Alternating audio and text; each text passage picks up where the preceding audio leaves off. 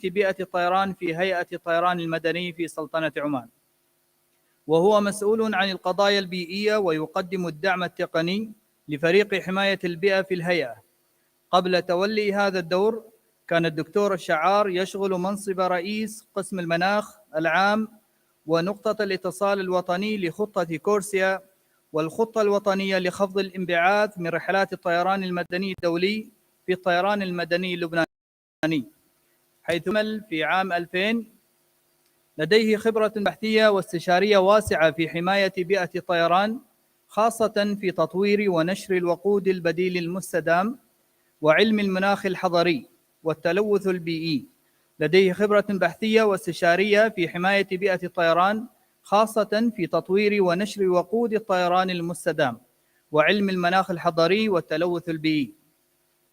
ستتناول الجلسة نقاطاً مهمة تتعلق بالمصنعين وشركات التشغيل والمطارات، وسيشارك معنا متحدثون بارزون لمناقشة الاستدامة في قطاع الطيران، حيث ستعرض استراتيجية شركة بوينغ للاستدامة، وكذلك خارطة طريق شركة إيرباص لدعم إزالة الكربون من قطاع الطيران.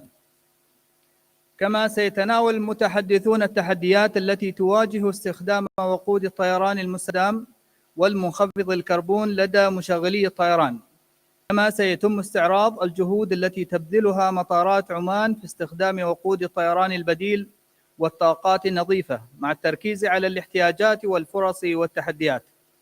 ندعوكم للاستماع بانتباه ومشاركة فعالة في هذه الجلسة الهامة. ستكون هناك فرصة لطرح الأسئلة والمشاركات في نقاشات غنية تعزز من تبادل الأفكار والخبرات. نتطلع إلى تحقيق نقاشات مثمرة خلال هذه الفترة.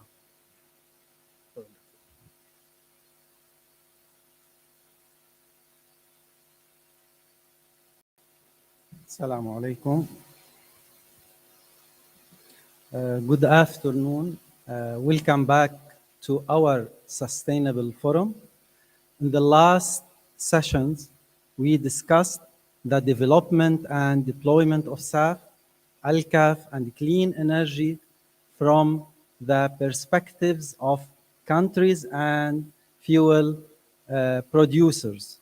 Now we are going to talk about the same topic, but from another eyes and angles, from the eyes and angles of manufacturer, and we have Boeing Airlines, we have Boeing and Airbus Airlines, we have Oman and Salam Air, and airports, we have Oman Airports. I'm so glad to start this session with Mr. Muhammad Al-Ghilani from Boeing, with his PowerPoint presentation entitled Sustainable Aerospace Together, Boeing's Sustainability Strategy to Decarbonize Aviation. Mr. Ghilani is based in Dubai as Boeing's Global Sustainability Policy and Partnerships Regional Lead for Middle East, Turkey, and Africa. His role focuses mainly on scaling up sustainable aviation fuels and forming the right partnerships with stakeholders to achieve the industry-wide aviation sustainability goals. He joined Boeing in 2017 to work with the environmental strategy and the sales and marketing team in Seattle. Mr. Muhammad holds a Bachelor of Science in Chemical Engineering and Master degree in Chemical and Environmental Engineering. Mr. Muhammad, the floor is yours.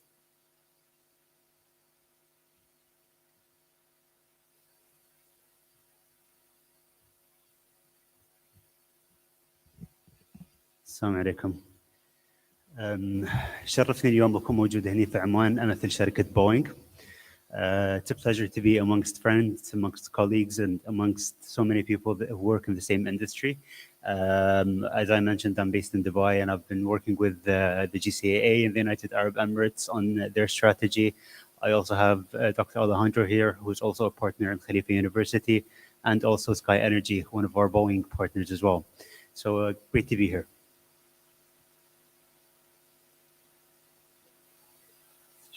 works. Oh, there we go. So I think if there's something that we can start with here today is that based on the presentations that we've heard earlier, there seems to be consensus within the industry. We kind of know how much the number of emissions that we have annually. That's the first thing. And then the second thing is we have a target in terms of how do we want to reduce our emissions in this sector. I think another important thing we need to focus on is that yes, it's true that at this point we represent 2% of global emissions, but we also need to keep in mind that as the other sectors in transportation decarbonize, this percentage has the potential of going up. So we need to make sure that we keep it within that range or lower to reach net zero. So in terms of targets, we're always talking about our 2030 targets. And the reason behind that is because 2030 is the tipping point. That's where we need to start heading towards net zero, not just reducing our emissions, not just eliminating emissions, but also reducing them within the sector. I'll spend a couple of minutes here on what we do as Boeing in terms of our global presence. So as mentioned earlier, I'm the regional lead as part of a global organization. What that means is that my job is to represent my regional stakeholders and feed that into the global organization. Now, as you can see from this global map, we have quite a stretched global presence. We realize that the challenges when it comes to sustainability are different in each part of the world. That's why for me, as a representative or the regional lead from Middle East, Turkey, and Africa, I need to take into consideration the opportunities and the different stakeholders that I'm working with. So just to give you a couple of examples of the partnerships that we have in the Middle East region, as I mentioned, we've worked with Khalifa University on developing a feedstock there for a while. And then in addition to that, we also recently signed an agreement with Masdar that focuses on book and claim methodology, that focuses on different pathways of producing staff. In terms of a global framework, that we're spread out all over the world, and we look at different feedstock production pathways, we look at technical pathways, as well as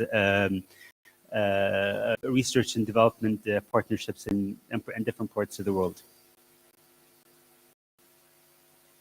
So earlier today, we heard from different perspectives, and we need to also have the perspective of the manufacturers. So for us as Boeing, our job is to make the airplanes, and then the airlines are the ones who operate them. So for us as Boeing, in terms of our manufacturing facilities, we're also very much focused in terms of reaching our net zero targets, whilst also aligning with the global aviation decarbonization targets. So when we talk about CORSIA and long-term aspirational goals, these are the targets for the airlines. But for us as manufacturers, our emissions, we look at how much energy we're consuming within our facilities, what are the resources, scope 1 and scope 2 emissions, okay?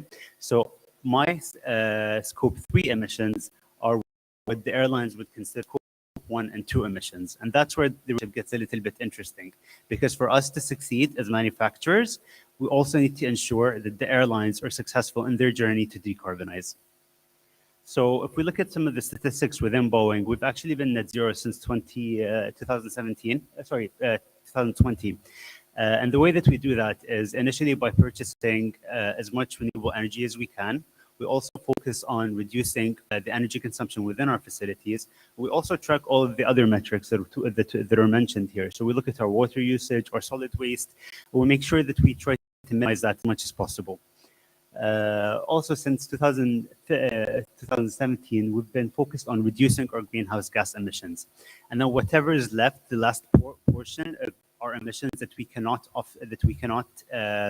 reduce or purchase renewable energy for, that's the part that we offset. And that's where offsets play a very important role within the manufacturing facilities. So moving on from the manufacturing perspective more towards the global aviation perspective, we've touched on these 4 pillars previously. So fleet renewal, operational efficiency, renewable energy, and advanced technology. What do they really mean? So the first one, if we look at fleet renewal, that basically means burning less fuel. So by changing from older aircraft to a newer aircraft, consuming less fuel. And that's the first part of the equation. It's reducing your fuel combustion. The second is operational efficiency. And what that means is making the most out of the fuel that you're burning. And these are small changes that you can make within your operations by applying different programs within your flying program operations, or what we call the marginal gains within operations.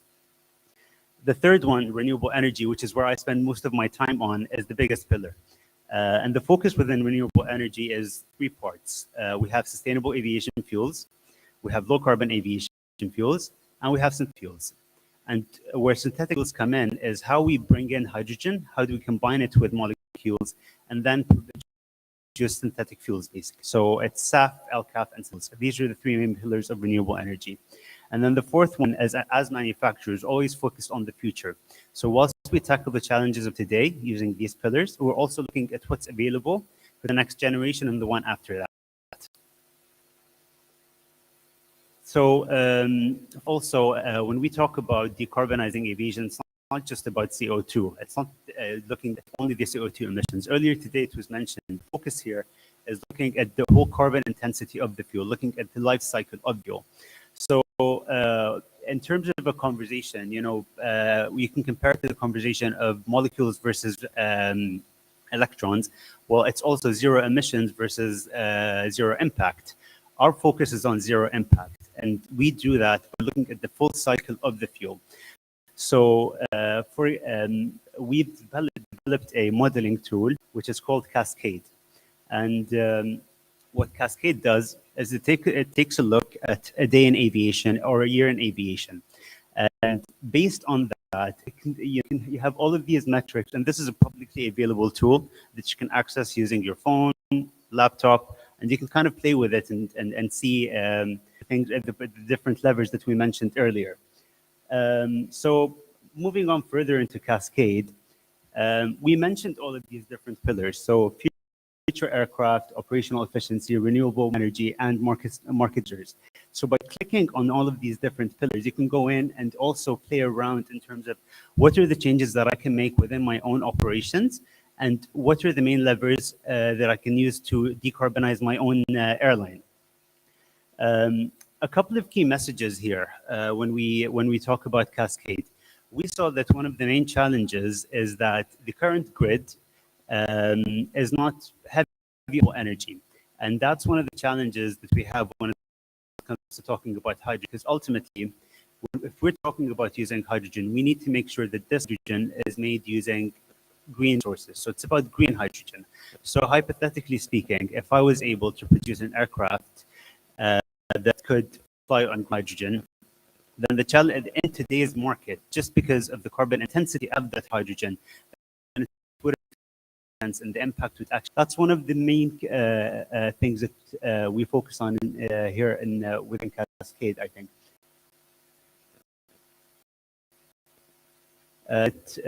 We can take a look when it comes to Cascade is under the renewable energy pillar. You can play around in terms of carbon intensity, look at the different types of SAF that can be produced, and we spent some time earlier looking at the different pathways of SAF that we've mentioned earlier. Going back to the consensus that I mentioned earlier, there is an agreement that sustainable aviation fuels is one of the most important pillars in order to decarbonize the sector. That's the biggest part of decarbonizing the fuel part. And the good thing about it is that it's a drop-in fuel. Now, of course, there are a lot of challenges when it comes to sustainable aviation fuel in terms of scale, in terms of production, and everything else. And this chart might seem very busy, but I'll just focus on the key takeaways here. So if we look at the, I'm not sure if there's a mic, I'll just use the microphone. Thank you. Yeah, I think this is better. Look at the top segment of the chart. So that's the commuter, regional, and short haul. And the short haul is like 100 and 150 seats. That's not where the majority of the airlines that we work with, and that's responsible for around 27% of the carbon dioxide emissions, but it's also responsible for 75% of, 27% of emissions, but it's 75% of flights. So the majority of flights fall within that small category, but they account for a quarter of the emissions. If we look at the bottom segment of the chart, that's the medium haul and long haul flight, where airlines such as Oman Air and Salam Airways, that's actually the majority of the emissions. That's 73% of the emissions. Now, if we look at the time scale, in 2020, 2025, all the way over to 2050, the only thing that's consistent is sustainable aviation fuels is going to be playing a part across the board. So from changes that we make today until 2050, sustainable aviation fuels is important. Of course, as we see more technological developments coming in, we see these technologies playing a part within 2030 time frame and then 2035 and other time frames as well. But these are also within new markets or emerging markets, as we call them.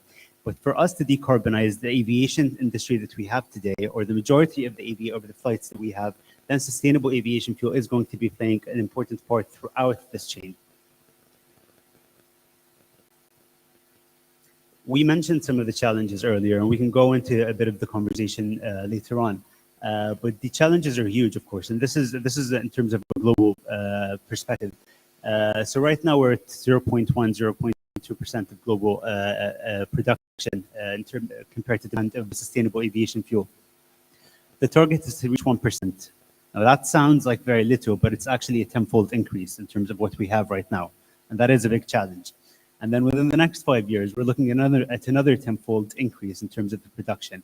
And then by 2050, where we see synthetic fuels or power to liquid coming in, that's another tenfold increase if we want to reach our net zero target. So the scale is huge, but with the commitments that are coming in and with the policy directives, we see some changes emerging as well. I'm not going to spend a lot of time on the technological pathways, but as we mentioned earlier, the hydroprocessed esters and fatty acids process is the most mature at this point.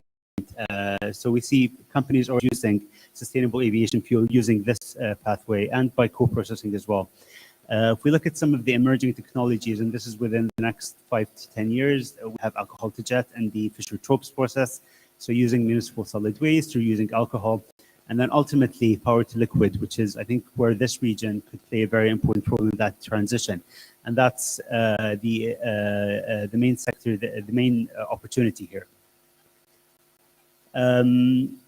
In terms, what are the things that we can talk about to enable this market or to allow this market to grow?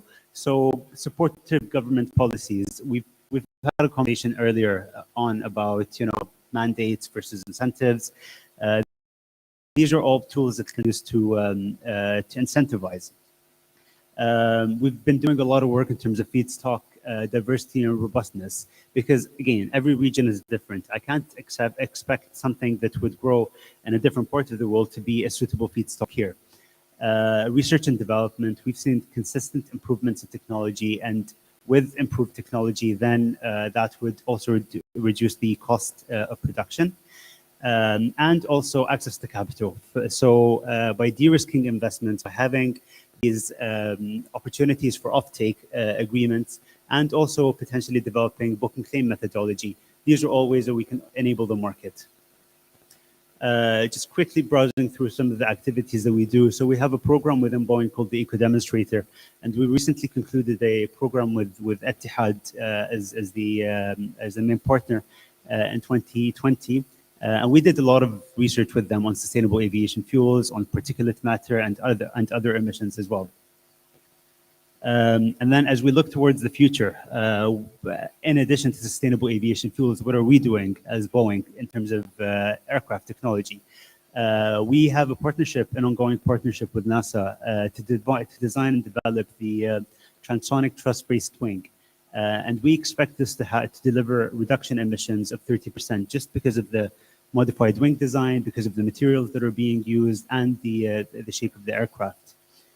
We also focus on emerging markets or future technologies. So Wisk is a company that works very closely with Boeing, and it's the only autonomous electric vertical takeoff and landing aircraft. We've also done a lot of work on hydrogen, whether it's hydrogen combustion or using hydrogen fuel cells. And we've also flown using cryogenic hydrogen, so liquid hydrogen. The challenges with hydrogen are mainly around transport, around the weight or payload ratio that you can have, and the transportation of the fuel. And I'd like to end with this note. So I think an ongoing theme that we've heard is the cost of SAF is prohibitive. Well, we used to have the same conversation around renewable energy a couple of years ago, around solar power, around wind. Yes, there are constraints in some cases, but as technology develops, as we see improvements in this sector, then there is also an expectation that the price of sustainable aviation fuel could come down. With that, I conclude. Thank you.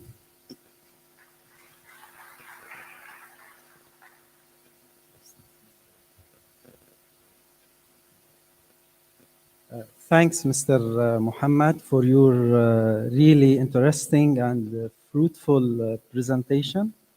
Now we will go to the second speaker, Mr. Jel Biot from Airbus, with his presentation entitled Sustainability Roadmap to Support the Aviation's Decarbonization. Mr. Gil Biot, Environment and Sustainability Marketing Manager. He is an aerospace engineer, graduated from the French ISAE institution in Toulouse. He joined Airbus in 2006 as an engineer working in different functions of the design office, such as the Future Projects Office and the Power Plant Center of Competence. He is now working in the Commercial and International Directorate in the marketing organization, where he is specialized in sustainability and sustainable aviation fuels. Mr. Gill is raising awareness on the challenges and solutions to the industry's decarbonization objective. Mr. Gill, the floor is yours.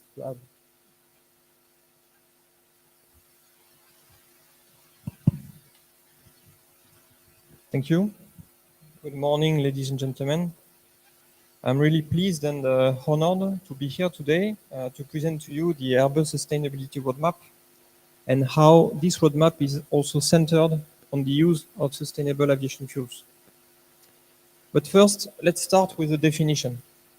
What does sustainability mean? Sustainability is much more than environmental protection. For the United Nations, sustainability is about meeting our own needs without compromising the future generations to meet their own needs.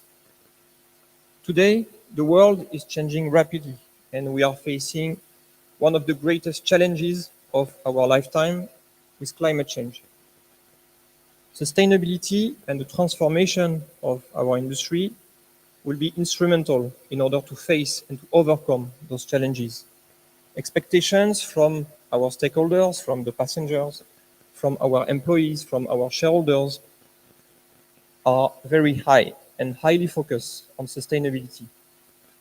So at Airbus, sustainability is really at the core of our mission, of our purpose that we stated a few years ago before the pandemic crisis, which reinforced our purpose to pioneer sustainable aerospace for a safe and united world.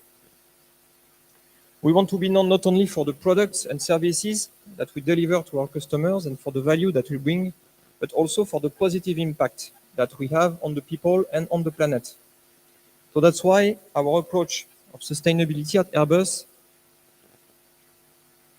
is around those three pillars, the three P's, let's say, of sustainability, which is about respecting the planet, leading the journey towards clean aerospace, valuing the people, our people, all the people, respecting obviously human rights, setting safety always as the top priority, and also enabling prosperity, which is the core mission of our business, connecting economies, uniting cultures, enabling partnerships. So today, we will have a look all together at our journey towards clean aerospace. First, let's talk about our roadmap, our journey at Airbus, in terms of milestones, we have 3 major milestones on our timeline, on our roadmap, which are here on the screen.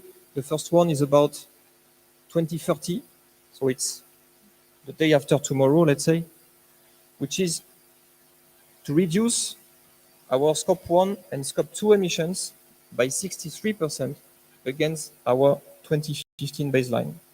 This target has been approved by the SBTi, the Science Based Target Initiative, a coalition of different NGOs and non-profit organizations which have been created in the frame of the Paris Agreement back in 2015 in order to support the corporate companies on their decarbonization journey based on scientific facts. At the same time, we want to be capable to offer 100% SAF capability on our commercial platform in order to unleash the full potential of SAF. The next step, which will be even more challenging and ambitious, will be in 2035, where we have a second target validated by SBTi, which is about our Scope 3, the use of our salt product, which will be to reduce by 46% the CO2 emissions intensity of the product that we deliver in 2035 against 2015 baseline again. This one is much more challenging than our Scope 1 and 2 because it goes beyond the sphere of our control. It concerns the concrete operations of the aircraft. The second objective for this 2035 milestone is to be the first major aircraft manufacturer to offer an hydrogen-powered aircraft, also known as the zero concept aircraft that we will look after. And the last stage of the journey, which is the, let's say, the target of the industry, is to support the decarbonization roadmap alongside IATA, alongside ATAG, to reach our net zero carbon emissions by 2050. So just let's have a step back first. It's the same figures that were shared already, but it's important to remind from where we start our journey. We start from this 2.5% of global CO2 man-made emissions, which is coming from aviation. It's still small, relatively small compared to the other sectors, but still we have a duty, we have an obligation to act and to move forward, mainly for 2 reasons. Because we are a growing sector, so this percentage will evolve and will grow in the future. And secondly, because we are under the criticisms, I would say, from some people, from some activists, which can see aviation as a non-necessary business. So we need to demonstrate that we are active, that we are willing to transform in order to defend our license to operate and to grow in the future. And we are moving. The industry is moving, states are moving. I will just remember a few milestones here.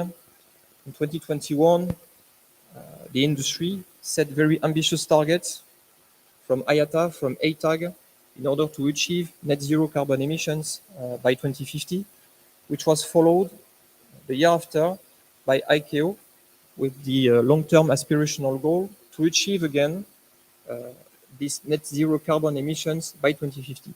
So that now we are in a situation where industry and states are fully aligned on the same objective, which is great and which can really start the momentum on this decarbonization journey. So we have a commitment and we need a roadmap now. This roadmap is one that was shared already by a few speakers. It's basically the representation of what we need to achieve.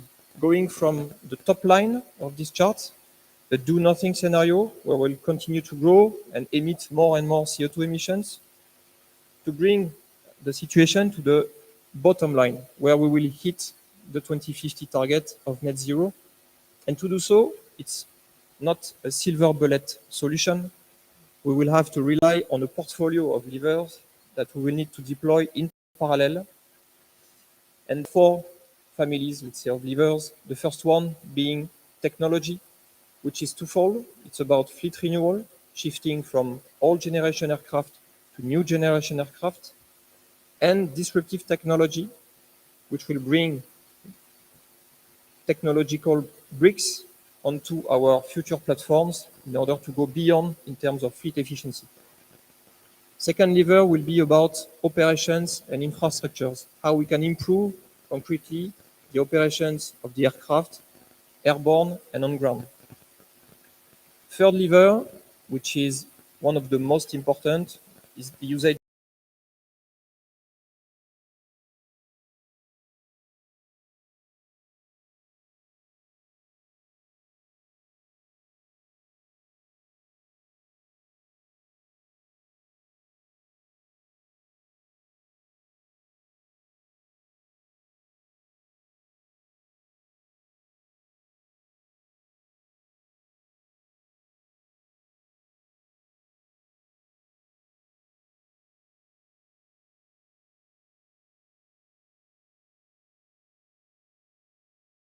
aircraft. One key takeaway, one key figure to remind is 25. 25% only of the current in-service fleet is made of latest generation aircraft. Given that you can achieve shifting from an old generation aircraft to a new generation aircraft up to 25% fuel burn reduction and consequently 25% CO2 emissions reduction, you can see the potential benefit that you can achieve immediately shifting from an old to a new generation aircraft. So this lever is essential for us as an aircraft manufacturer, obviously, can be activated immediately, and is really paving the way to reduce the fuel burn and also reduce, let's say, the side effects of these new sustainable aviation fuels that will bring extra cost in the future. The second lever, which is also about introducing, implementing existing actions and solutions, is about acting on the operations and the infrastructures. Here, the potential, the magnitude of the improvement is less important. We can achieve up to a few percent or even 10% of improved operational efficiency, depending on the baseline. But we have already a wide range of solutions, which are for some already mature in terms of upgrading aircraft systems, in terms of optimizing the flight trajectories, in terms of electrification as well on ground. But also a big part of it will be to work on the air traffic management itself, which shall be optimized with the complexity associated to it. At Airbus, we are highly committed as well to support these activities, and in particular, we are highly involved in Europe in the frame of the CESAR projects, so the Single European Sky ATM research projects, which aims at demonstrating the feasibility of already existing solutions to improve operational efficiency, alongside many different stakeholders, such as airlines, airports, air navigation service providers. Next one, sustainable aviation fuels. So many things have been told on sustainable aviation fuels. It's the cornerstone, I would say, of the decarbonization roadmap, obviously, with its potential to reduce by an average 80% the CO2 emissions equivalent on a life cycle basis compared to fossil kerosene. It's already existing, it's already available, it's already certified up to a maximum blend limit of 50%, but we are facing a lot of challenges to overcome for this solution, mainly about cost and availability. SAF production as of today represents only about 0.1% of the total jet fuel production, which is dropped in the ocean. And on technology side, we need to achieve this 100% SAF capability in order to unleash the full power of these new molecules. And to do so, one lever we try to activate at Airbus is the coalition and partnership with all the industry stakeholders and across industries as well, in order to foster production and foster the use of SAF as well. So we've been actively working on SAF for more than a decade now, starting with engagement with airlines in order to demonstrate the feasibility of these alternative fuels back in 2010, then shifting to more promotion in terms of internal operations, introducing SAF into our internal operations to fly the Beluga, for instance, but also offering SAF in our delivery centers, starting with Toulouse in 2016 and more recently in Tianjin last year. And then we are moving into a phase where we are also focusing on R&D to look at the 100% SAF development, but also in terms of partnerships and cooperation with other industry stakeholders, and in particular with the SAF providers like Neste or DG Fuels, with whom we signed agreements to further foster the production of SAF and promotion as well. A focus on what we did in terms of flight test campaigns. We started in 2021 an extensive flight test campaigns around the testing of 100% SAF molecules in order to assess the compatibility with our platforms.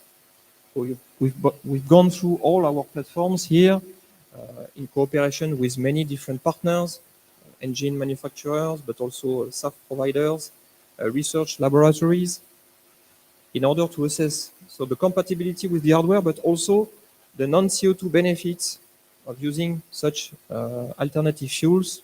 Because when we talk about 100% SAF, it can be either a drop-in fuel, which is such as any GT1 fuel, but also non-drop-in fuels, which can bring additional benefits as well in terms of environmental credentials, in terms of contrails reduction, for instance.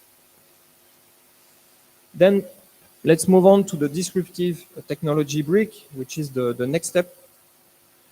Here, just a key figure for you to remind, we are spending every year at Airbus on average 2 billion euros on R&D in order to improve the fleet efficiency, the fuel efficiency of our fleets in terms of aerodynamics, in terms of weight reduction. And you have some good examples here. We have, for instance, our fully owned subsidiary Airbus UpNext, which is aiming at testing, validating, and maturing breakthrough technology bricks, such as the extra wing performance demonstrator that you can see, and also the Zero concept aircraft, quite well-known aircraft, hydrogen-powered aircraft that we aim at bringing to the market by 2045. About hydrogen, just a few words. It's a key enabler for us as well in terms of decarbonization for two reasons. First, for direct usage on the aircraft, either via fuel cells utilization or via direct combustion into a modified gas turbine, but also, as you know, as a key enabler for the production of power-to-liquid SAF. Last topic, last brick, are the market-based measures, which are necessary. They are not the top priority, but we need to follow this path as well in order to close the gap with the remaining CO2 emissions that we will not be able to address via the other levers. And to do so, we are supporting the regulatory schemes like EU ETS and CORSIA, which secure a level playing field for all the players in terms of carbon cost, for instance, but also the voluntary measures like the direct air carbon capture and storage technology that will be essential and that will have to be recognized in the regulatory frameworks in the future. So as a conclusion, I would say that the decarbonization of the aviation sector is not a single story solution. It's made of plenty of levers that we need to push on, that we need to further scale up. And at Airbus, we are convinced and engaged on each of those levers today to deliver already today some solutions and benefits, but also to pave the way for the future development of those solutions for tomorrow and for our net zero emissions by 2050. Thank you.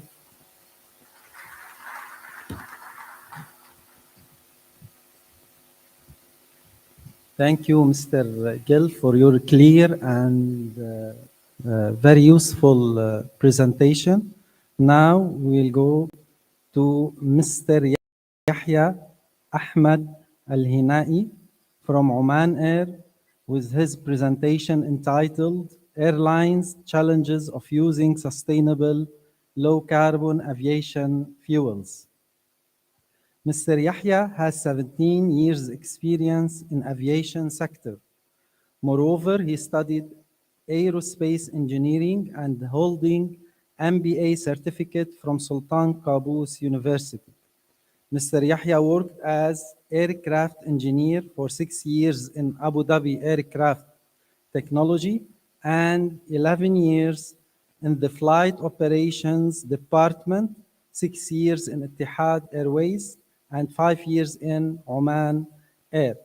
Currently, he is working as Manager Operational Efficiency and Environment in the Oman Air. Mr. Yahya, the floor is yours.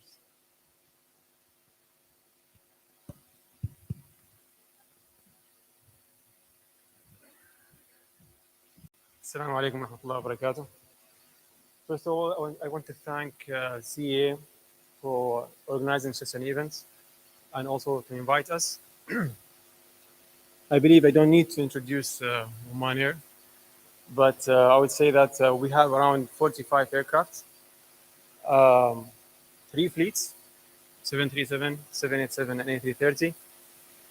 Oman Air in the last years have been working in different streams, basically 3 streams, in order to work in reducing emissions, decarbonization. The first stream is the best practices. Those practices are recommended by IATA and well known mostly by all airlines. For example, single engine taxi in and out, basically using 1 engine instead of 2 engines while taxiing to the airport or to the gates. The best alternate when you're trying to plan for the flight, to try to use the best alternate in case of an emergency, saving fuel, continuous decent approach. You're trying to manage the power during the approaching to the airport, and that's also reduce the emissions, and also taking shortcuts, direct segments during the flights. There are many best practices, but this is just an example of it. The second stream is the weight reduction.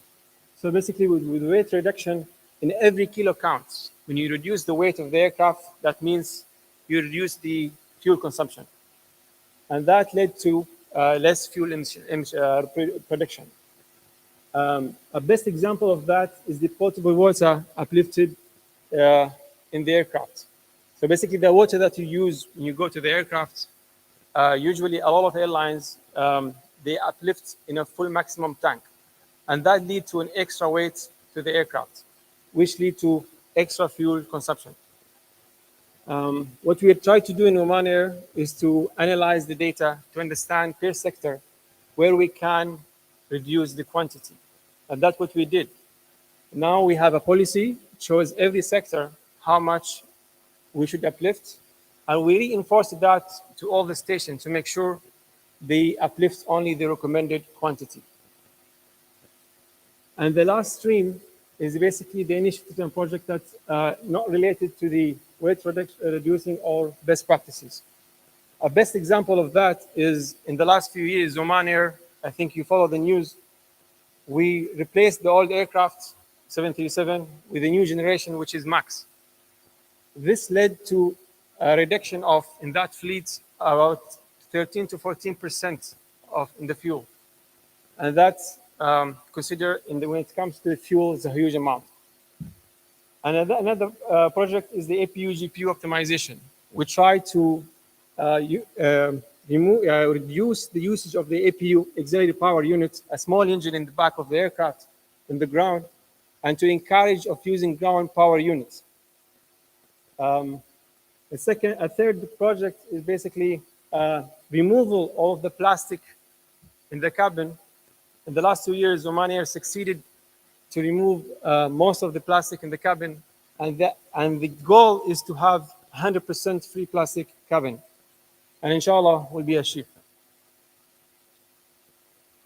So in the last 6 years, as you can see here, this is our achievement when it comes to emission reduction in tons. So basically, in the last 6 years, we have managed to reduce emissions by 150,000 tons, 180,000 tons, sorry. In this year, 2023, the aim is to exceed what we did in 2022. And inshallah, that also will be achieved. You notice that in 2020 and 2021, COVID-19 affected those numbers. But again, we were not flying, so less emissions in there. When it comes to opportunities and challenges using SAF as an airline, we see opportunities by using SAF that it's going to reduce emissions by up to 80% comparing with the current fuel that we use. Second is that we don't need to invest anything in our engines. Actually, our engines for all fleets are already compatible to use the SAF. SAF also help us as an airline and part of this nation, Oman, to achieve the net zero emissions by 2050. When it comes to challenges, I think well known, the biggest challenge is the cost. For now, as mentioned already before, around 3 to 4 times cost comparing with the current fuel. And we look into us as an airline, the biggest cost for us is the fuel. It's around 35 to 40%. So telling us to pay 4 times what we are paying right now is a big challenge for us. Availability of SAF in Oman, that's what we are hoping as soon as possible. Also, I would say raising awareness for public to understand. For example, if this leads to raising the price of the ticket, for example, then the public should be aware what is the reasons and what is the targets for us as an airline and also for Oman. Thank you very much. It was Dr. short and sweet as possible.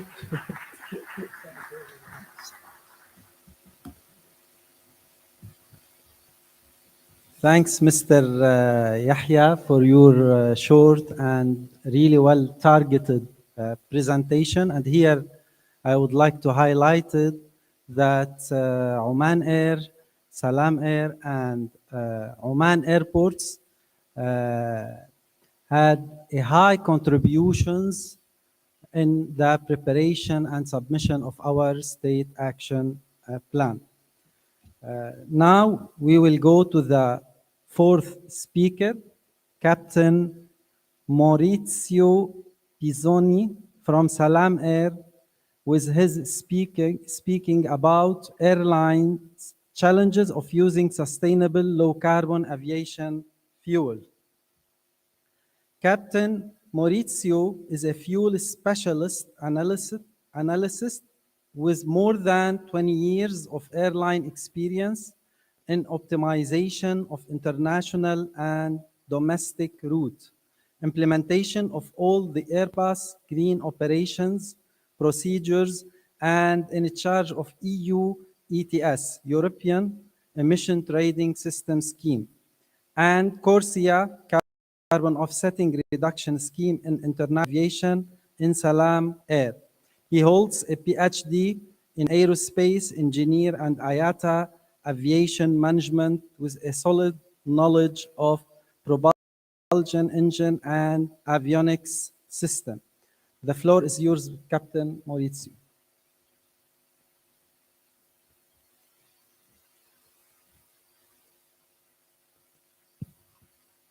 Thank you very much. It's a pleasure to be here on behalf of Salam Air team. Definitely coming after Oman Air, we are going to speak about the main challenges and the main contribution that we're going for the emission.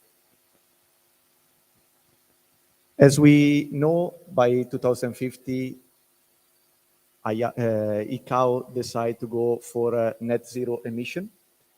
And now the good part that the industry and the state are working together to achieve the same objective.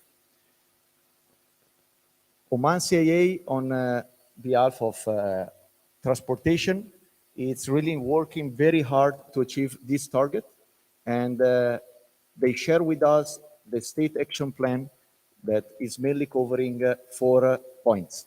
The 4 points are fleet growth and replacement, fleet optimization, operation, and the air traffic management, economic measurement via CORSIA, and of course, for what we are here today, for sustainable aviation fuel. I would like just to give you a quick introduction about Salam Air. We are a little bit smaller than Oman Air, definitely. And we are working very close with Airbus, our aircraft manufacturer, on day-to-day operation to implement all the modification in terms of efficiency and in terms of safety. Our aircraft, our fleet is 15 aircraft. Out of them, 14 are A320, A320neo, the new generation of Airbus. Only one is old generation, and is the cargo aircraft. By December 2023, we are going to receive the Airbus 330-900. That is the latest generation of aircraft in terms of long haul and flexibility as well in terms of payload and route duration. As per Airbus, the 320 family neo compared to the CEO, they have roughly 20% less on the reduction on the fuel and emission, and 50% as well on the noise around the airport. This is as well a big improvement on the quality of air around the airport. The 330, the one that we are going to receive by December, again, it's a new generation of aircraft, and they're going to reduce between 15% to 25% based on the configuration of the aircraft, and will give us a huge, huge saving in terms of CO2 emission. As Oman Air explained, as we are as well focusing all the green operation procedure decided and suggested by Airbus. Every day we are following as much as possible the one engine taxi, flap 3 landing, continuous descent. We have a very strong maintenance team that periodically they clean and they wash the engine to optimize the fuel consumption and to make the life of the engine even longer. And again, I would like to thank as well, if any one of the ATC is over here, to give us always flexibility and optimizing our route with a shorter route, with intersection takeoff whenever is possible, the best flight level. So I would really thanks on behalf of all pilots in Salam Air. So economic measure, we know we have CORSIA. Again, I don't want to spend a lot of time on the CORSIA, but it's again one of the items for the action plan for the Oman. And we are now on the first phase. We are going through the second phase where, we are now on the pilot phase. We are going to the first phase where now we need to really start to reduce our emission. And as per CORSIA, by 2035, we need to reduce by 15% of 2019 emission. Oman decided to join CORSIA last year, 1st January 2022, and by 2027, basically, world need to enter in CORSIA, except few countries that they are considered developing country or their emission is below a certain amount. So the big change will be by 2027, when it's not going to be voluntary anymore, will be mandatory. To benefit of the CORSIA, all the airlines every year they need to submit their emission, and every 3 years they need to balance this emission by acquiring credit from projects approved by UN, WWF, or by the government. And there are, for example, solar plant, aeolic, or reduction of emission of CO2 on some specific rural country, or plantation of some specific tree. Now, let's go on the most important items, that is the sustainable aviation fuel. Okay, we are now at the moment utilizing what is called the conventional aviation fuel, that is basically produced from fossil hydrocarbons. The new generation of fuel is SAF, sustainable aviation fuel, is exactly a mixture between the conventional aviation fuel and the SBC. SBC is a synthetic blend component, and they're basically fuel derived from waste feedstock or some energy, renewable energy. As we know, I think we discussed before, the sustainable aviation fuel can come from 4 different possibility. Can come from the water by using algae and seaweeds, can come from the soil by using wood waste or a specific type of seeds or sugar cane, or can come as well from our day-to-day waste, from cooking oil, from municipal solid waste, and from recycled construction material.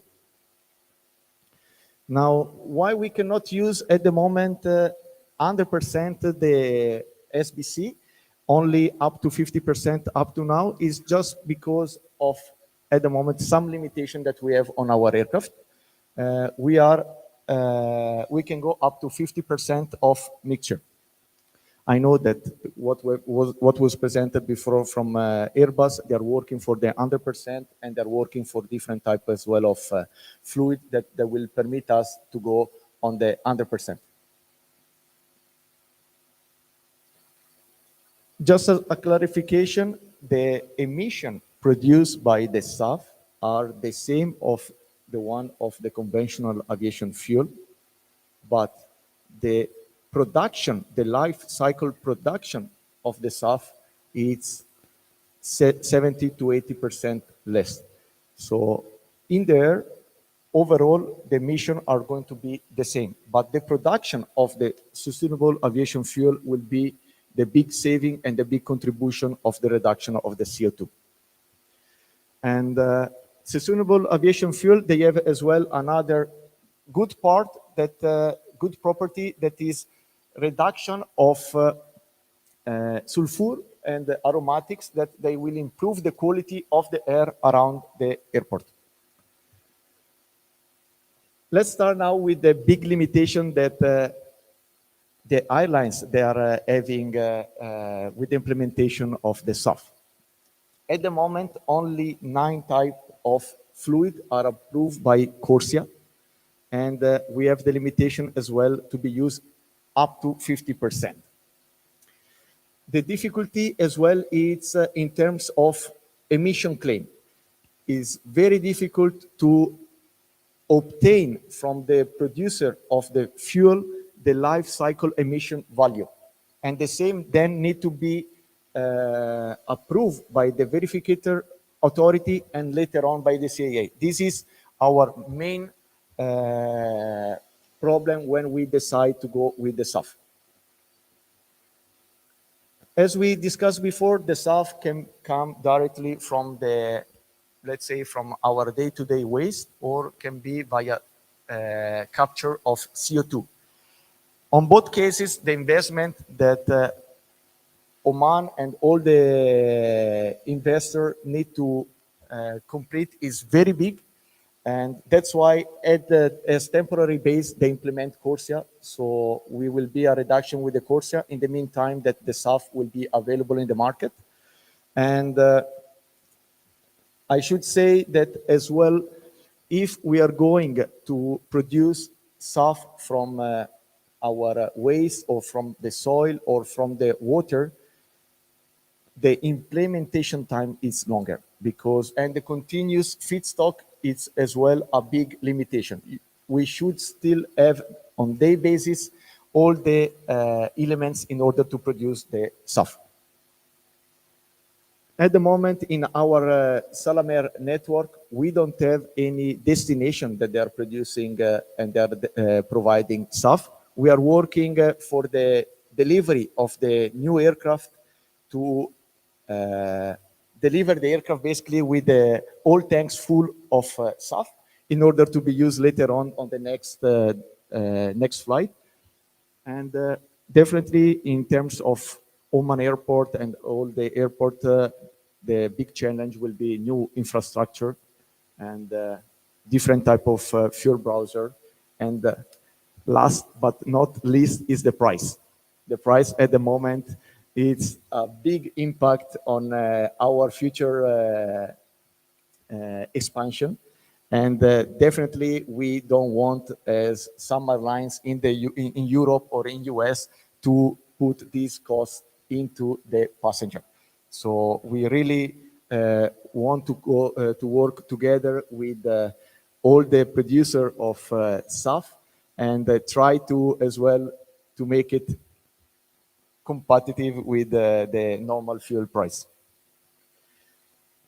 I would like to say thank you again for this big opportunity to this fuel. I'm sure that is just the first one. Many of them will come later on. But the only things that I would like to say is we need to work together in order to achieve the 2050 target. Otherwise, as our line, we are only the end users of the SAF. So we really need the support of all the parties in order to achieve altogether the objective of net carbon emission by 2050. Thank you. Thank you. Thanks a lot.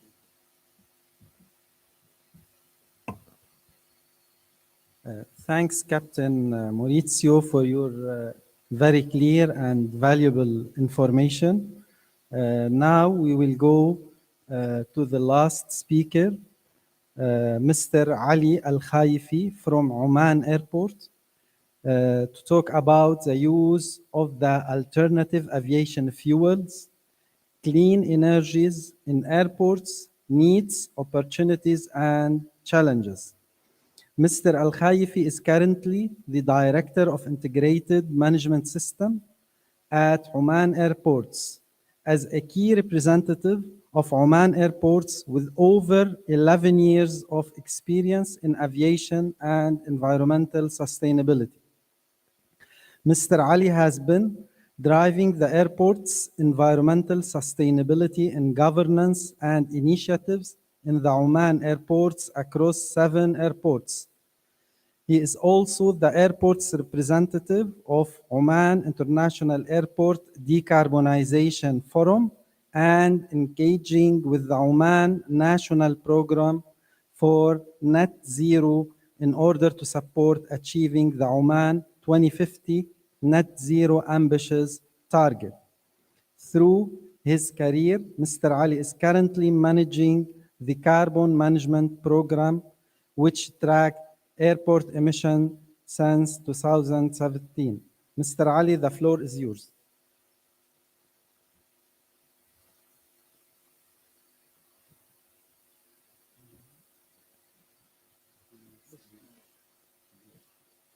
السلام عليكم. شكرا دكتور علي.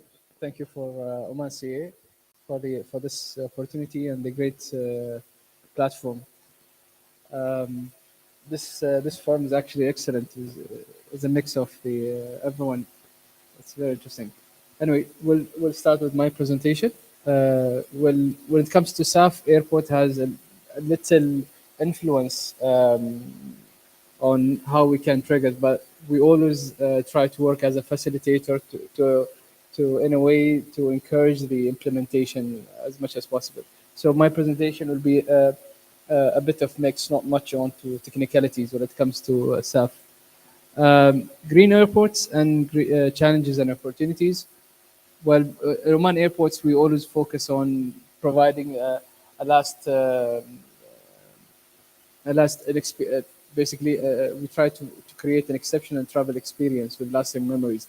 And one of the critical focus area is the environmental sustainability, which we have our own KPIs and measurements to make sure that it's actually embedded within the organizations. So how we map this directions? So We started from Oman Vision with the strategic direction on environments to have effect.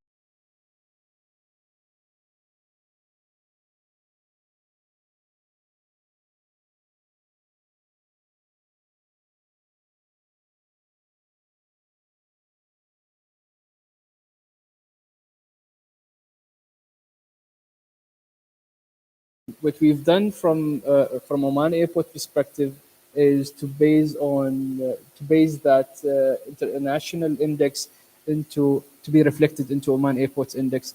So what we have a certain number, several numbers of KPIs within the Oman airports. So carbon accreditation ranking is part of our performance.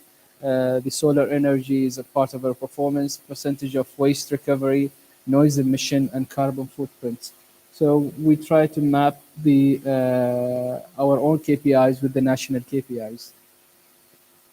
So it's very important to base our discussion on what is actually sustainability for airports, because sustainability has now been used with a lot of different definitions. So for us, sustainability is carbon, energy, water, air quality, noise, waste, ground transportation, contamination, biodiversity, and infrastructure. Those are 10 focus area or aspects when it comes to sustainability for airports. Those 10 requires one missing element, which is the 11th one, policy and management. Engineer Mariam was very focused on that one, on how to build that policy and governance, which is very critical elements that for all, whatever the industry from, if the policy and management not in place, all of the 10 aspects of sustainability will be like going on a cycle. So what we've been doing in Oman airports, we have an energy policy, we have an environmental policy that to govern it. The carbon, we have established the baseline starting from 2017. We've been constantly tracking our energy and water consumptions. Also, the air quality monitoring and the noise monitoring is on annual basis.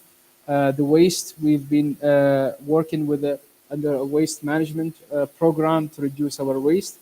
Last year, we were successfully 100% of the green waste is now being recycled, which contribute to 15% of our waste generated.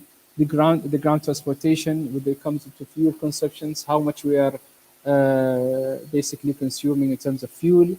The contamination, it's also being monitored. The biodiversity, when it comes to wildlife activities, and it's been annually reported and monitored. And the infrastructure, which is basically when it comes to future development, which is not really being touched at the moment. So currently, when it comes to emission mapping, we have Muscat Airport, Salalah Airport, and Duqm Airport is under the carbon management program. Muscat Airport is level 1 accredited, which is including scope 1 and 2. Salalah Airport is level 3 accredited, which include also scope 3. And Duqm Airport is level 1, which is include scope 1 and 2. So for those 3 airports, we have now the baseline and the reduction program under it. So this is an overview of which emission can be occurred at the airport, to have an overview on what's happening when it comes to emission from ground transportation, from the aircraft, the consumption of the buildings, the fuel producer. So this is both on the 3 different scope.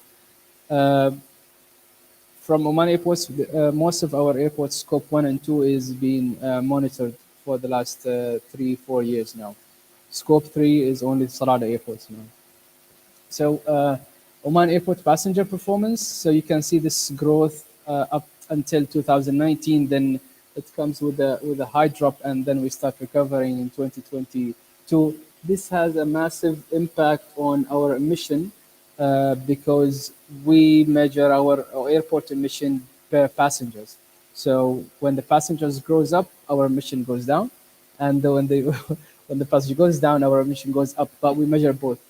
So this is an example of Muscat emission, CO2 emission per passengers. You can see Muscat Airport is actually in the last 2 periods start growing the emission because we measure it per passengers. But on the opposite side, when we go to the other one, which is the absolute figures, is actually dropping. So it's always sensitive how you measure, how you refer your emissions. But on the opposite side, if you see the other figure, almost 99% of our emission comes from scope 2, which is electricity. So that's massive. And that's very challenging how to minimize or reduce this emission, because this is all depends on the infrastructure and facilities that you are operating in. The other impacted, the other source of emissions comes from diesel, gasoline, refrigerant, and SF6. So basically, we are working on both aspects. From electricity perspective, we have running project on solar energy and also energy optimizations. This is only to manage the 99% of the emissions, and also from the other perspective, emissions, we are working on the ground transportation efficiencies. Challenges. Let's go now. We go back maybe we go to the SAF. I said we have a very minimum impact or influence on SAF. Nevertheless, the infrastructure and equipment might be a challenge, but that challenge is basically it's very depending on the availability of the SAF. So the limited SAF availability might increase the SAF cost. So and this might lead to sort of it would be hard to invest on infrastructure for SAF if there is a low availability of SAF. So this is an aspect of it. The multi-interested party within the aviation is very challenging. Also, I've heard this many times. If no SAF without guaranteed offtake. So we going back to a loop. So this is one of the speakers mentioned about the stakeholder mapping. That's very critical step to see every influenced party to be sitting on the table, because otherwise the SAP will be on a just continuous discussion. Yahya was mentioning that asking airlines to take off the SAF will definitely increase the price. So yeah. Opportunities for airports is very simple. We see that airports can be basically a SAF hub in Oman, and also on the other aspect is it just enhance the environmental credential. So it's very simple and straightforward. There's nothing when it comes to airport. It's our opportunities in it is very limited because again we are relying on fuel distributors within the airports. So the airports we have now 3 fuelers, or 3 refueling companies in the airports, who is basically the marketing agency. If there's a demand, then they can work on providing the product for that. Basically starting a massive infrastructure change is not really advisable. Depends on the volume. You can start with a few browsers and see how it goes. Yeah, that's all. Thank you very much for your attention.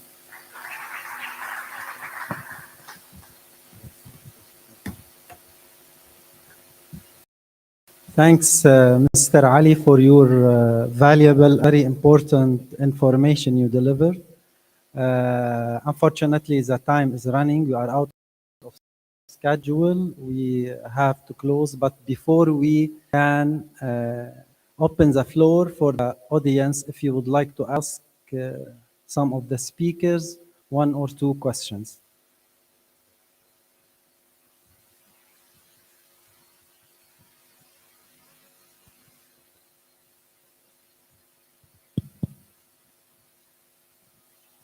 Good afternoon. This is Saeed Al-Harthi from Oman Energy Association. My question is maybe for the airline companies. What is the challenges or what is the benefits from SAF comparing to the hybrid aircraft engines? is there potential opportunities for the more than the SAF fuel in terms of long term? I think you are asking about the challenges and opportunities for airlines or manufacturers. Manufacturers. Mr. Muhammad. Sorry, the audio was a bit difficult to hear. If I understand correctly, the question was around engines and hybrid engines. Great. Well, first of all, so in terms of having 100% SAF compatibility, us as manufacturers, as an association of manufacturers, all sit together and work on this topic collectively. So Airbus, Boeing, Embraer, and then Rolls-Royce, GE, we're all part of the same consortium in terms of making sure that we try to achieve this 100% SAF compatibility. The engines manufacturers actually have a target which is earlier in terms of time frame, which is 2025, 100% SAF compatibility. Now, when it comes to having hybrid engines, I'm not sure I have the full answer there, but because as manufacturers of the aircraft itself, we are considering all of the different types of future engines or future mobility. But if we're looking at the aircrafts or the engines that are running today, then no modifications need to be changed to the engine if you have a 50% blend of SAF. So no changes. There are some questions in terms of, does this actually have any impact on the engines or positive or negative? And these are all things that we're looking at when we're looking at 100% SAF compatibility. Would you like to add anything? Thank you. If I understand correctly, the question about hybridization, it's about the electrification as well, a bit of the engines. For me, it's complementary to the usage of SAF. As mentioned by Mohamed, SAF is really a key enabler to decarbonize by itself, but you are working on, let's say, the fuel and the carbon intensity of the fuel. While electrification will be a way to reduce the fuel consumption of the engine, which is a way as well to reduce the need for SAF uptake in the end, and to reduce as well the extra cost that will be faced by the operator. So that there is no competition. Electrification, hybridization is one step further in terms of R&D and technology roadmap, but will be complementary to the SAF implementation as well.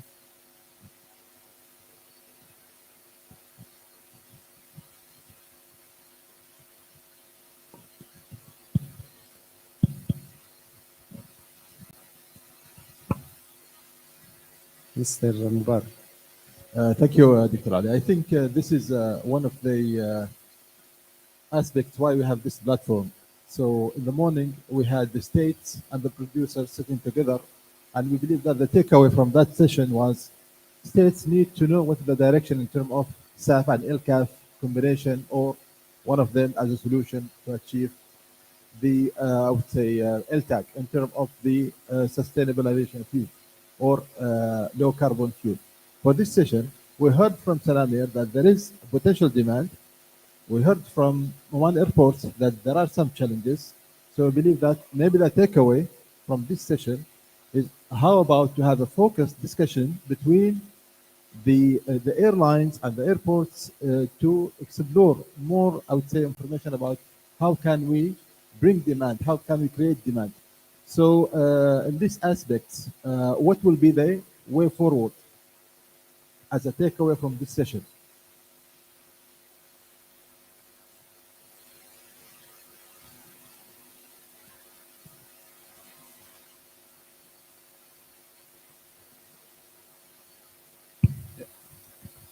Well, the best way forward is to initiate a full team, as Captain mentioned, that to have the full every single stakeholder in one table and then agree on a way forward from the off takers, from the producer to the off takers, to ensure that the whole value chain, the whole chain is basically committed to this sustainable aviation fuel. Otherwise, we have to wait for a law enforcement to push us to get into that discussion. So it's either a voluntary approach that we have to take and agree that this is the right way of doing it from ethical, sustainable perspective, and we are all committed to that one, and then we take it forward, either by a pilot project or a simple green initiative, or it has to come through regulatory enforcement. That depends heavily on the willingness between the playing parties within the aviation. Because otherwise, I was just saying in my presentation that we go in on an endless decision because the aviation sustainable, but also the business of aviation also has to be sustainable. We need the passengers to fly. We need aircrafts to actually fly. We need the existence of Salam Air, Oman Air, and more airlines. If it's not lucrative, it's not business sustainable. We are just sending the whole industry into death instead of injecting life into the business. So I like the enthusiasm about sustainability and aviation. I always look at it from a positive perspective, but we have to take care of the economic itself, because the money is basically what's moving everything around. And I'm not sure. So the next step from my perspective is that all entities sitting in one table agree on a way forward, whether it's a voluntary or a compliance perspective, then see the way forward on it. I'm not sure if this is the right questions, Abu Jahad. Sorry, the right answer. So one element is the I'm not sure about other country. Maybe other people can answer. My question is who is leading SAF? Because there is an energy sector, which is an oil producer who has their own regulatory framework, and there is environmental and aviation sector who's also leading this. So when it comes to SAF, it's an amazing how big is this platform, but who normally should lead this platform as a SAF? Is it the energy and oil producer who should lead it and regulate it, or it's the aviation sector who should lead it? Maybe Mohandisa Mariam can have an input on this one of how their practice was. I remember the same discussion happened with us 3 years ago, but I had another question from the manufacturer. I want to remember that. When we started this discussion, we took it first as an aviation sector, or the GCA, General Civil Aviation Authority, to our chairman, the Minister of Economy. And we convinced him that we need to start the move. So the civil aviation took the first step, and we were initiating the whole idea of the national committee. When we had the ministerial meeting, as I mentioned, there was an agreement between the 4 ministers who should be the leading minister within the production and who should be the leading entity on the international level. So the decision came that GCA will continue their leadership as an international organization who lead the negotiation, the discussion, and the ICAO and other international forum. When it comes to the UAE production, it's the Minister of Energy. But there was an agreement. They spoke to each other. So today, it's the 2 leading organizations in this profile, energy as well as civil aviation. But I always encourage the civil aviation to do the first step, because we will be the one who suffer, as you just mentioned, all of you. Our business is in a very, I don't know, dark direction, but this is the sector who will be most suffering more than energy sector. But we will be impacting the energy sector. That's why we want them on board. So this is my answer, to start this discussion and agreeing among each country has its different nature, but it's the same subject everywhere. We will have in CAF 3 number of ministers at the mix. So the mix will be Minister of Transportation as well Minister of Energy. So it's everywhere different structure or different mechanism, but it's only either transportation or energy. So this is my answer. I want to go to Muhammad and Airbus. It's about the engine. When you said 50% or 100% SAF compatibility, engine compatibility. This is one of the topics that is always been a concern for an airline, that we as a UAE, we have a big fleet. It's not in a small number. So when we talk about engine changes or enhancement to meet the number that we just mentioned, it's not easy, Muhammad.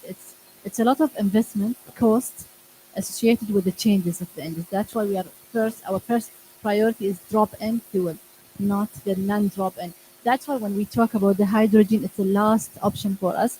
It's a promising energy. We are not against it, but we have to make it right because there is big fleet should be ready for for receiving such non-drop-in fuel, and we are more encouraging the drop-in. So there is like a very difficult formula here. Yeah, I understand the hesitation whenever we talk about 100% SAF. But first of all, before I get into that, just 1 second to say that I think this is step number one. Step number two is to go once, move. And to be honest, I think the case study of the UAE is a really good one in terms of how do you set up these councils and committees and bring in the right stakeholders. I think we've seen different perspectives during the whole day. There are other perspectives that we need to listen to. The finance sector is a very important one that needs to be part of this conference, so we can get into the details. When I say so, in terms of engines, aircrafts, modifications, 100%, what we've done as Boeing is we've convened all of our suppliers and we told them this is a priority. If you don't change the equipment that you're providing us, then this could disrupt your service supply chain. So we don't expect the airlines or the to retrofit or modify their aircraft, but we are putting pressure on our suppliers to make sure that the components that they provide are meeting the requirements that we set, because ultimately we set the requirements for the for the units that we need. I hope that answers your question. Mohammed, this is for the end production or the future production. What about the end-use fleet? It's a big move. If you are talking about 15 to 20 years from now on, our fleet is one of the youngest fleet, but still we have 10, 15 years to go with them. So it's not about the new fleets, it's about end-use fleets. So who will bear the cost if there is like a need for, the current one? So yes, for us, our commitment is aircrafts manufactured 2030 onwards. So the ones that are currently running, I'm not sure what the strategy is in terms of modifications, retrofits, and all of that. But at this point, we're still at the bottleneck in terms of production of SAF. So we do have that aspirational goal as manufacturers.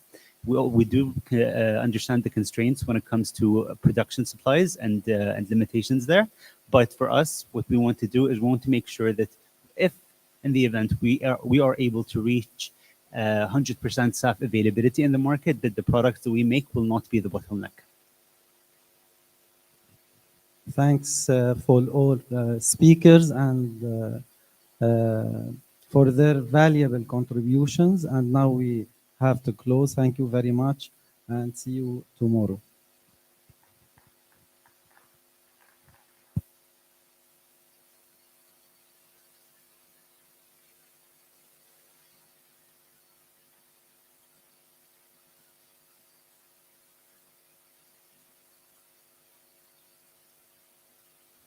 شكرا دكتور، وشكرا لكم أعزائنا المتحدثين على مشاركاتكم، خبراتكم ورؤاكم التي أثرت بشكل كبير على النقاش وساهمت في توجيه الحوار نحو سبل تعزيز استدامة قطاع الطيران. كانت المداخلات غاية في الأهمية وستلقى بالتأكيد بصمة إيجابية على هذا المجال الجوي.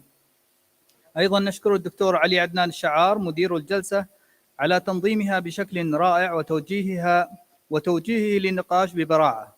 لقد أضفتم قيمة كبيرة إلى هذه الجلسة من خلال متابعتكم وتوجيهكم المميز. بهذا نكون قد وصلنا إلى ختام فعاليات اليوم الأول من منتدى دعم الابتكار في مجال استخدام وقود الطيران المستدام والمنخفض الكربون والطاقات النظيفة تحت شعار وقود نظيف لطيران مستدام. لقد كان يوما مليئا بالمعرفة والتبادل المثري للأفكار والخبرات. نشكر كل المتحدثين والمشاركين على مساهماتهم التي أضافوها إلى هذا المنتدى. استمعنا إلى تجارب ملهمة وأفكار مبتكرة تسعى لتطوير قطاع الطيران باتجاه أكثر استدامة. نعلمكم أن المنتدى سيستمر في اليوم الثاني، حيث ستناقش جلسات جديدة وتفتح آفاقا جديدة للابتكار والتقدم في مجالات الطاقة النظيفة والاستدامة في الطيران. أما الآن فيسعدنا أن ندعوكم إلى فقرة الغداء، والتي تأتي كفرصة للتواصل وتبادل الآراء والتجارب بين المشاركين، بالإضافة إلى تعزيز الشبكات الاجتماعية في هذا السياق الحيوي. نثق أن وجبة الغداء ستكون متنوعة وتلبي أذواقكم، وتعكس اهتمامنا بتوفير تجربة تناول طعام مميزة. على أمل اللقاء بكم مجددا غدا في اليوم الثاني من أيام المنتدى، مع العلم أن برنامج غدا في تمام الساعة 8:30 صباحا. Ladies and gentlemen, esteemed participants, we are honored to welcome all of you to the lunch session of this prestigious and significant forum. The lunchtime now not only serves as an opportunity to recharge and refuel, but also as